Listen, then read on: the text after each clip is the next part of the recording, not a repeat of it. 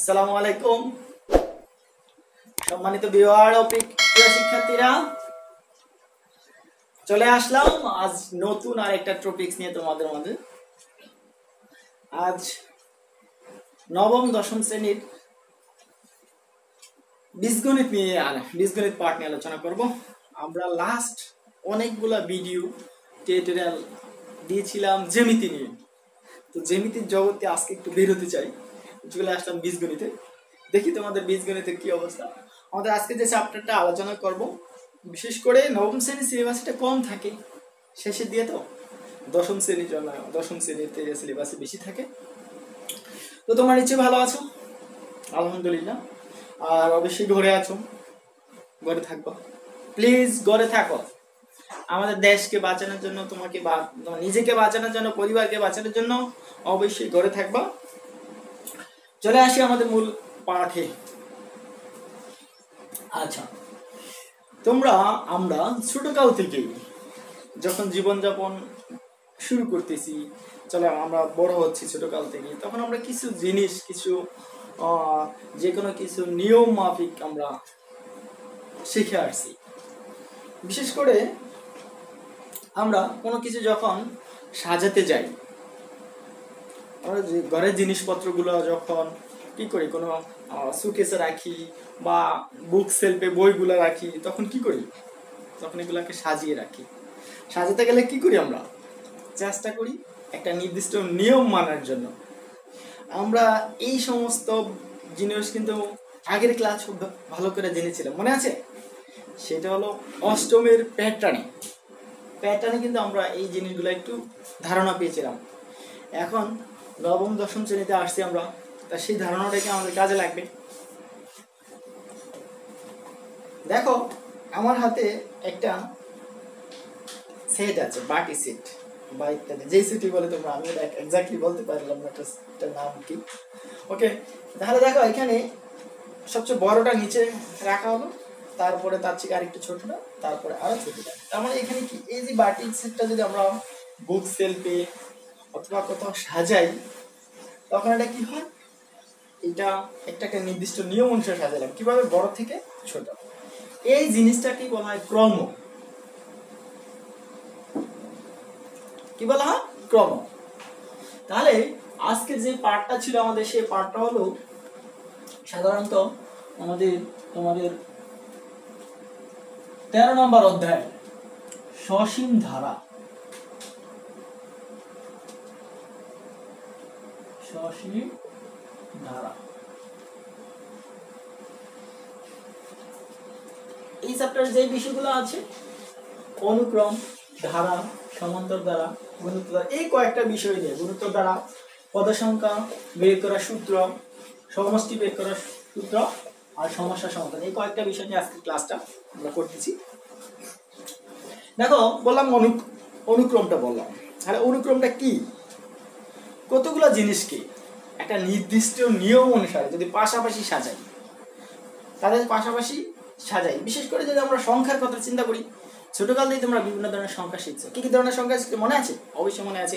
যেমন জোড় সংখ্যা, বিজোড় সংখ্যা, এই সংখ্যাগুলো কিন্তু একটা অনুক্রম মেনটেন করে চলে, নিয়ম মেনটেন করে চলে। কিভাবে? দেখো, 2, 4, আচ্ছা, যেহেতু এটা আমাদের বীজগণিত পাটিগণিত পাঠ চলে আসি, 2, 4, 6, 8, আবার 1, 3, 5, 7, কি এগুলো?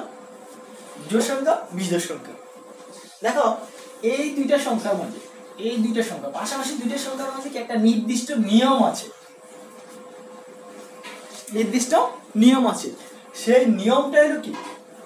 অনুক্রম। নিয়মটা যখন আমরা একটা, যেমন এটা এই নিয়ম অনুসারে এই সংখ্যাগুলো পাশাপাশি বসলো, তখন এই পাশাপাশি বসার পরে কি হলো, যদি আমরা সেটের মাধ্যমে প্রকাশ করি, তখন সেই সেটটাকে কি বলা হয়? অনুক্রম বলা হয়। যেমন এখান থেকে আবার আমরা পাঁচসাথে ধারণা আনতে পারি। যেমন আমরা লিখলাম f of n equal to কত? 2n। এই সম্পর্কটা কি?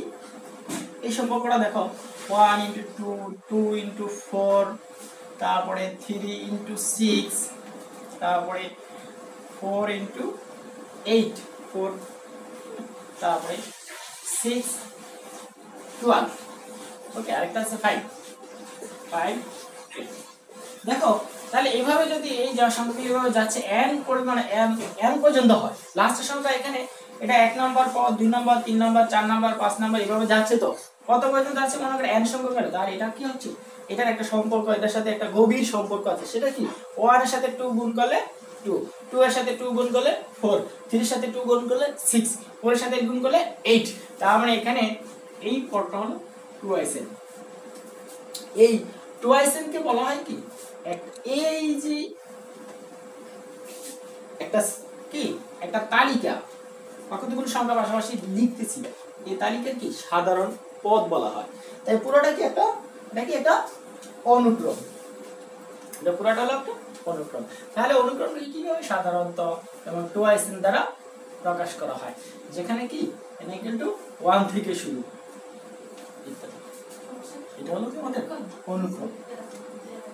এবার অনুক্রমটি যদি আমরা আবারও বলে থাকি, তাহলে অনুক্রম হলো কতগুলো সংখ্যাকে বা কোনো জিনিসকে, কোনো রাশিকে পাশাপাশি এমনভাবে বসবে, তাদের এমন একটা সম্পর্ক থাকবে, একটা বিশেষ নিয়মতান্ত্রিকভাবে কি পাশাপাশি বসবে, তাহলে সেই তালিকাটাকে যখন আমরা সেট আকারে প্রকাশ করি তখনই তাকে কি বলা, অনুক্রম বলা হয়।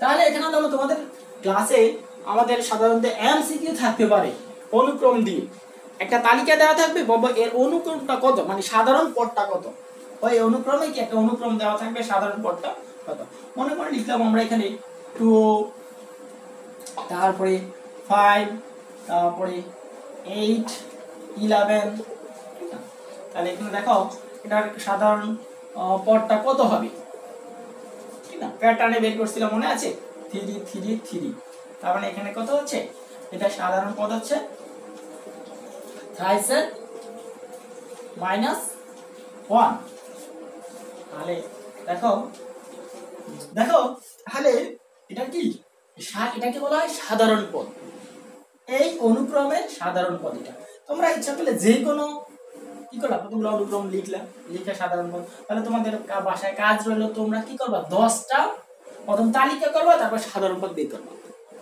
এবারে যদি দেওয়া থাকে কি সাধারণ পদ দেওয়া থাকে, অনুক্রমের সংখ্যাগুলো বা তালিকাটা বের করবা, অনুক্রমটা নির্ণয় করতে বলবে, তাহলে আমরা মনে করো কি আছে, একটা অনুক্রমের সাধারণ পদ দেওয়া আছে 1/2n - 1, এটা কি সাধারণ পদ, এটা কি না সাধারণ পদ, কার, অনুক্রমের সাধারণ পদ।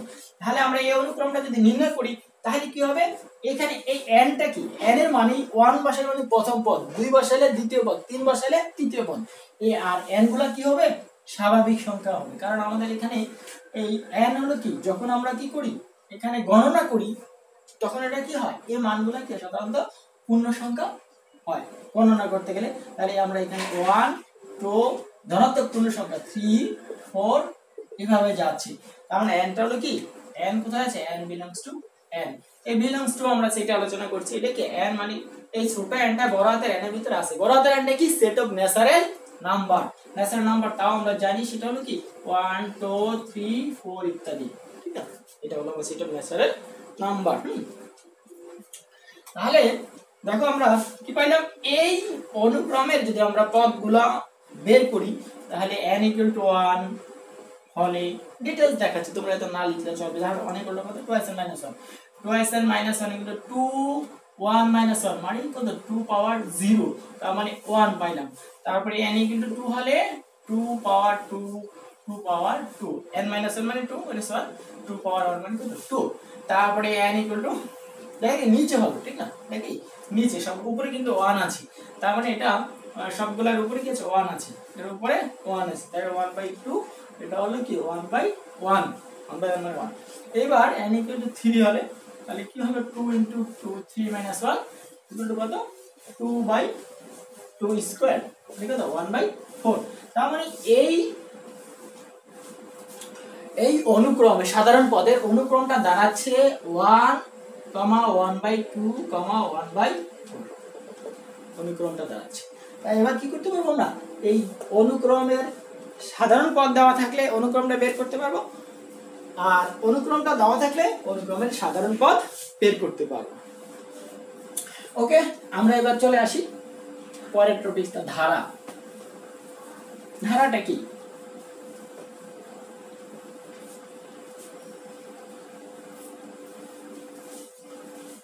মনে আছে? আচ্ছা, ধারা একেবারে সহজ ব্যাপার, আমাদের মূল ব্যাপারটা চলে আসছে।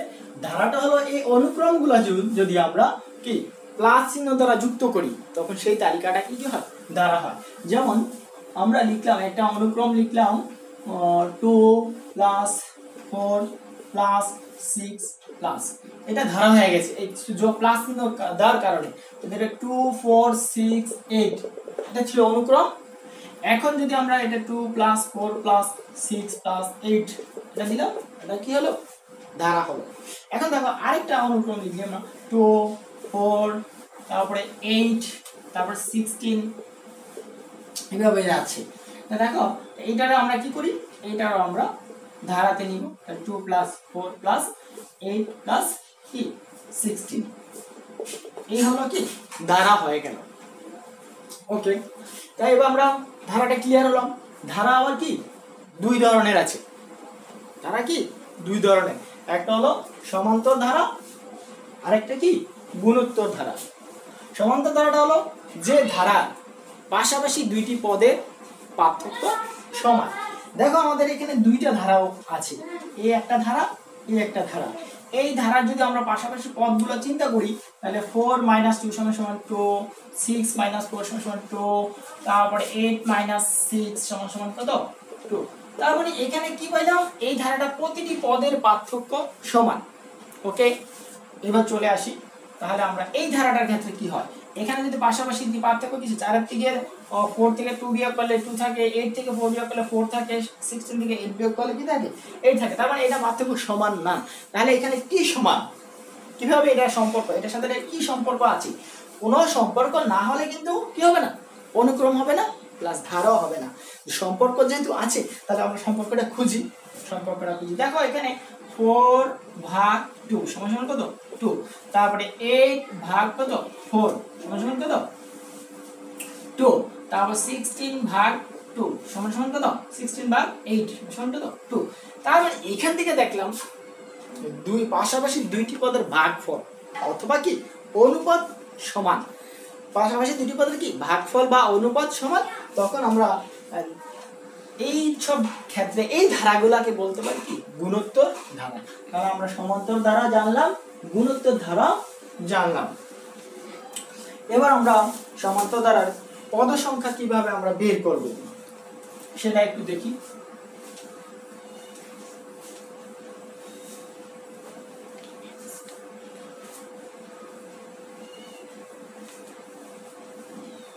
দেখো আমরা সমান্তর দ্বারা কি করব? পদ সংখ্যা বের করব। পদ সংখ্যা বের করার জন্য যেমন 2 + 4 + 6 + 8 এই ধারা কি একটা সমান্তর ধারা। এখন এটার 1 নাম্বার পদ 2, 2 নাম্বার 4, 3 নাম্বার 6, 4 নাম্বার 8। তাহলে আমরা কি করব? এখন এর মনে করে এখানে 100 নাম্বার পদটা বের করব, 50 নাম্বার 100 নাম্বার গজব একটা প্যাটার্ন ছিল এই জিনিসগুলো, তখন আমরা বীজগণিতের 80 তে কি বের করেছি, তোমরা এগুলো জানো এই ব্যাপারগুলো। তাহলে আমরা তাহলে এখানে মনে করো 100 নাম্বার পদটা বের করতে চাই। এই 100 তো এখানে কত সংখ্যাটা হবে? এই বক্সের সংখ্যাটা কত হবে? উপরে কত আছে? 100 আছে। তাহলে আমাদের কি এভাবে লিখে যাব? পরপর লিখে যাব না, এটা তো সম্ভবই না। কারণ এখানে যদি আরো বড় কোনো সংখ্যা চাই তাহলে আমরা খাতা পড়ে যাবো, দেখা যাবে 2-3টা খাতা শেষ হয়ে যাবে, কিন্তু আমাদের লেখা শেষ হবে না। এই জন্য আমাদের দরকার কি একটা নির্দিষ্ট ফর্মুলা দরকার পদের সংখ্যা বের করার জন্য। সে ফর্মুলা একটু দেখি আমরা কিভাবে ফর্মুলাটা বের করতে পারি। আচ্ছা দেখো, যদি সমান্তর ধারার প্রথম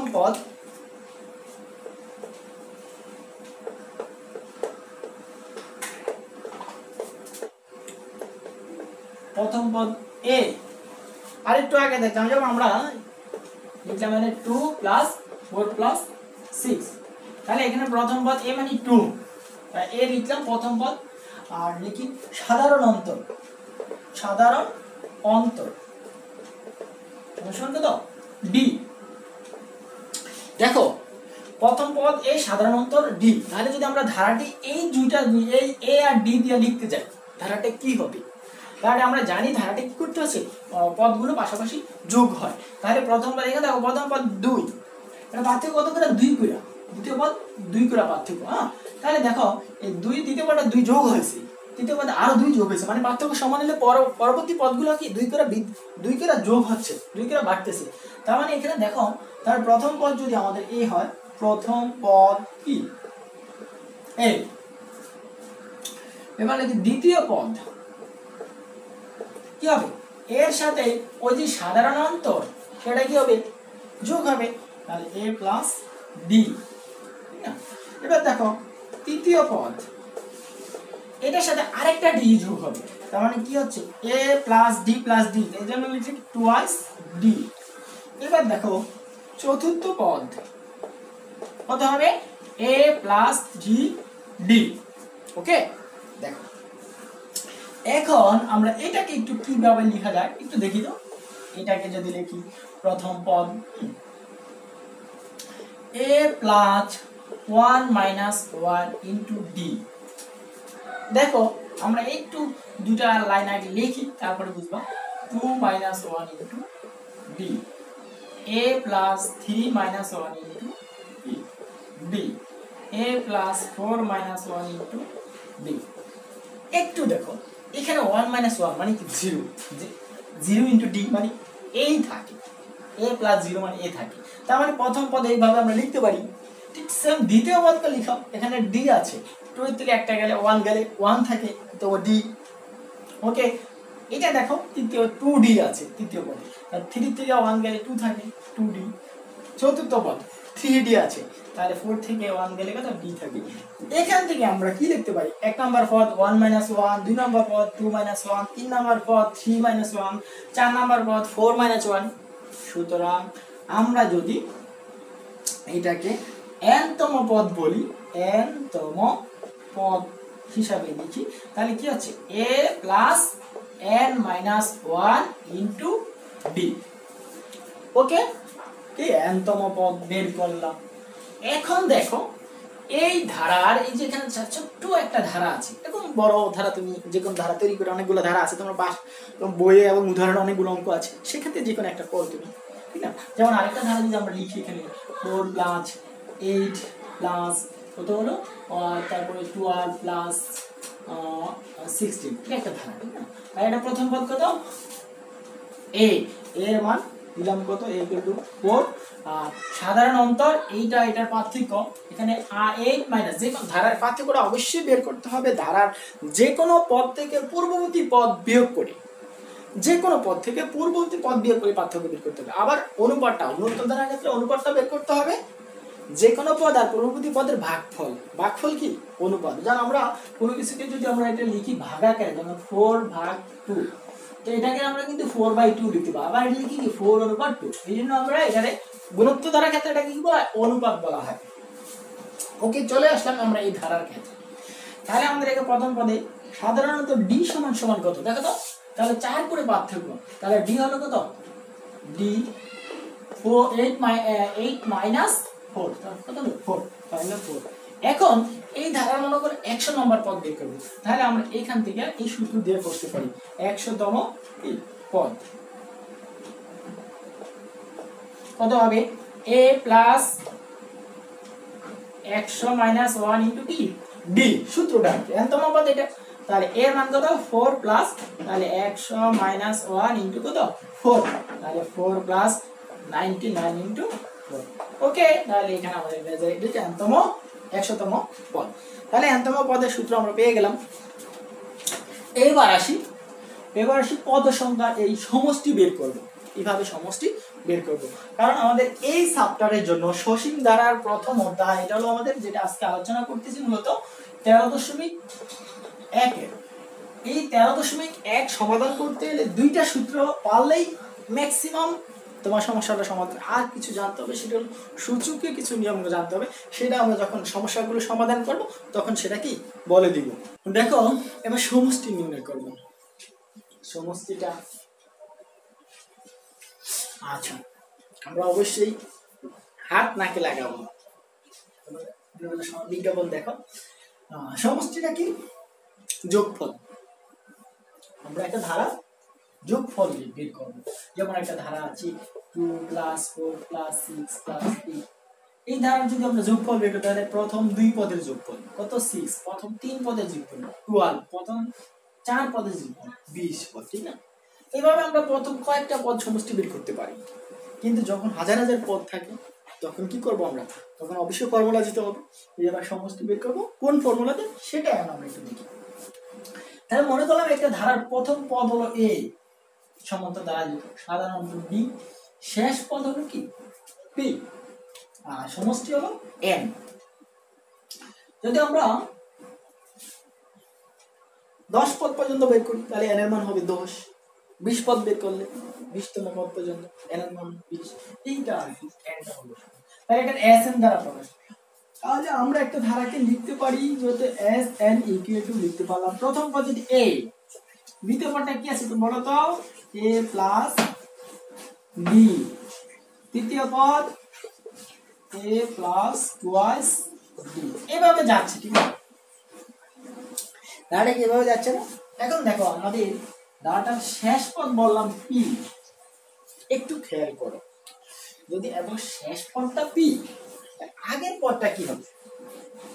যদি আমরা একটা ধারা লিখি, আবার দেখো আমরা এখানে লিখলাম 5 + 10 + 15 + কত 20, এই ধারা দেখো যদি মনে করি এটা শেষ পদ, এই 20 শেষ পদ, ওকে, এটা প্রথম পদ, তাহলে দেখো এটা পার্থক্য কত, মানে এটা কোন সাধারণ অন্তরটা কত 5, কত 5 5, এই দেখো তাহলে আমরা প্রথম পদ 5 আর সাধারণ অন্তরও 5, কিন্তু এই যে শেষ পদ কত 20, তার আগের পদ কত 20, কিন্তু আগের পদটা, তাহলে যদি আমরা জানি এটার অন্তর সাধারণ অন্তর, তার আগের পদটা হলো 5 বিয়োগ করতে হবে, সব পরের পদে 5 যোগ করতে হবে। এজন্য প্রথম পদ a + a d যোগ করছি, দ্বিতীয় পদ প্রথম পদের দ্বিতীয় পদ d, তাহলে শেষ পদ যদি p, তার আগের পদটা হবে কি p থেকে a বিয়োগ করব, তার মানে p - p d শেষ পদটা, ওকে, p - d, আগের পদটা একই অবস্থা p - twice d। তাহলে এইভাবে কি একটা ধারা আমরা লিখলাম, একটা ধারা কি লিখলাম, ওকে। আমরা ঠিক এই ধারাটাকে যদি আমরা এখান থেকে লিখি আবার একই তো কথা, তাহলে তো আমরা এই ধারাটাকে আমরা এখান থেকে 20 থেকে 5 থেকে শুরু করে শেষ পদ দিলাম 20, যদি আমরা 20 থেকে লিখি 20 + 15 + 10 + 5, তাহলে এই রেজাল্টের সমষ্টি কিন্তু একই হবে, ওকে। তাহলে দেখো আমরা এটা যদি এখান থেকে লিখি তাহলে লিখলাম p + d + p - twice d plus এখান থেকে দেখা যায় এখানে হবে কি a + twice d plus a - d, a + d, a + d plus কত প্রথম পদের a লিখলাম, এই দুটো পদ জাস্ট এটা একটা লিখলাম, এটা আরেকভাবে লিখলাম, সামনে পিছনে দুটো লিখতে পারি আমরা, ঠিক আছে? যেমন এখন দেখো একটা কাজ করলাম, টান দিয়ে যোগ করে দিই, তাহলে Sn আর Sn যোগ করলাম 2Sn, দেখতেছো বোর্ড দেখা যাবে। এবার দেখো এবার এটা একটু তো ব্রেকেট না দিলে চলে, তারপর আমরা পদ বোঝানোর জন্য এখানে ব্রেকেট দিছিলাম, কিন্তু এখানে প্লাস ছিল তো, তার মানে এই প্লাস ডি মাইনাস ডি কাটা, ঠিক না? তাহলে কি থাকে a + d কাটা, a + d প্লাস কাটা, আর এখানে থাকতেছে এরকম থাকতেছে a + p, থাকতেছে a + p, ঠিক না? এভাবে কি থাকতেছে a + p, এই জিনিসগুলা কি থাকতেছে a + p থাকতেছে। তাহলে p কত পর্যন্ত থাকতেছে? এখানে আমাদের থাকতেছে বা 2Sn, হ্যাঁ, n পর্যন্ত, 1 2 3 কত পর্যন্ত n পর্যন্ত, এটা 1 নাম্বার, এটা 2 নাম্বার, এটা 3 নাম্বার যাচ্ছে কত পর্যন্ত, তাহলে n * a + p, okay, n * কি a + p। এবার দেখো আমরা একটু কাজ করি, n সমান Sn, এই 2টা দ্বারা সরিয়ে দিই, তাহলে n/2 * a + p। দেখো pটা কি শেষ পদ, শেষ পদ বের করার সূত্রটা কি, ওই যে যদি nতম পদ হয় তাহলে nতম পদ হবে কি a plus n minus 1 n তম পদ একসাথে লিখে আছে a plus n minus 1 into d। একটু আগে তাহলে আমরা এখানে p এর জায়গায় লিখি n/2 into a plus n minus আবার এই লিখি হ্যাঁ a plus n minus 1 into p d লিখলাম। এটা সেকেন্ড ব্র্যাকেট দিতে হয়। ওকে, তারপরে দেখো তাহলে n/2 এখানে a যোগ করলাম কত হলো twice a plus n minus 1 into p d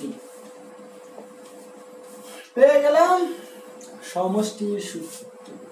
দেখো এখন আমরা কি করব, সমষ্টি সূত্র দিয়ে যে কোনো পদের সমষ্টি বের করতে পারবো। ওকে, হয়ে গেল সমষ্টি সূত্র। এবার আমরা সমাধানে যাই। দেখো এখানে যদি আমরা ছোট্ট এইটারই সমাধান করি, মনে করে এটা 20 নম্বর যাইতেছি, তাহলে দেখো এইটা পরেটা 25 25 হবে, এভাবে যাচ্ছে। আমরা মনে করি 100 নম্বর পদ পর্যন্ত, 100 নম্বর পদ পর্যন্ত কি করি সমষ্টি বের করবো। তাই n তম পদ আমরা এখানে জানি, বলে দিলাম 100 নম্বর। যদি n তম পদ বের করে মনে করে লাস্ট একটা পদ দিয়ে বলে n এর মান বের করতে, তাহলে n এর মান হচ্ছে কত সংখ্যা দিয়ে বের করতে পারবা। ওকে, তাহলে আমরা এটার ক্ষেত্রে লিখি কি Sn। তাহলে s কত লিখবো, s লিখবো s 100 সমষ্টি কত হবে a n/2 100/2 twice a 2 into a কত 5 plus n minus 1 100 minus 1 into d কত 5। তাহলে এটা কি হবে, এটা কাটলাম 50 50 আর থাকতেছে কত 2 5 দুগুণ 10 আর থাকতেছে কত 1 গেলে 10 আর এসে 90 into 5 19 into 5। তাহলে দেখো এটা ক্যালকুলেশন করলে একটা সমাধান আসতেছে। তাহলে আমরা কি করলাম আজকে এই টিউটোরিয়াল এটুকু পর্যন্ত আমরা যা শিখলাম, কি কি শিখলাম, প্রথম অনুক্রম শিখলাম, অনুক্রম থেকে কিভাবে ধারা হলো সেটা দেখলাম। ধারা আবার দুই ধরনের ধারা, সমান্তর ধারা, গুণোত্তর ধারা। আজকে শুধু সমান্তর ধারা নিয়ে আলাপ করতেছি, সমান্তর ধারা। গুণোত্তর ধারাটা আমরা পরবর্তী আরো 2তে আছে, সেটা আমরা পরবর্তী টিউটোরিয়ালগুলোতে দিব। এখানে এই চ্যাপ্টারে আরো কিছু টিউটোরিয়াল দিব আমরা। তাহলে এখানে পদ সংখ্যা বের করার সূত্র, সমান্তর ধারা পদ সংখ্যা বের করলাম, সমষ্টি বের করলাম, তারপরে সমস্যা সমাধান করলাম আমরা এই সব পদ সংখ্যা দিয়েও। এই সূত্র দিয়ে n তম পদ, তার দুইটা সূত্র এখানে পেলাম। একটা কি এই n তম পদের সমষ্টির সূত্র, আর আরেকটা কি n তম পদের সূত্র, যেটা আমরা এর আগে লিখলাম a plus n minus 1 into কত b। তাহলে এই দুইটা সূত্র, এইটা আর এইটা, তোমরা এই দুইটাকে খেয়ে ফেলো। ফর্মুলা তো তুমি দেখলাই কিভাবে আমরা সূত্রগুলো বের হলো। এখন আমাদের কি মাথায় রাখতে হবে। তাহলে কি করতে হবে, ভালো করতে হবে। আশা করি তোমরা এই টিউটোরিয়ালতে ভালো করবা। আর বাসায় শুরু করে দাও, প্র্যাকটিস শুরু করে দাও। তোমাদের বইয়ে যেই প্রথম সারি যে অঙ্কগুলো আছে, উদাহরণে কিছু অঙ্ক আছে, এই সূত্র দিয়ে তুমি কভার করতে পারবে। তাহলে এগুলো করে ফেলো। এগুলো করে আমার কমেন্ট সেকশন, আমার লাইভের অথবা ফেসবুকের এই কমেন্ট সেকশনে যুক্ত করো, ইউটিউবে কমেন্ট সেকশনে যুক্ত করো, দেখি তোমরা কে কী করেছো। তারপরে আমার সাথে থাকার জন্য কি করবা, আমার চ্যানেলটিকে সাবস্ক্রাইব করে রাখবা। ওকে, খোদা হাফেজ।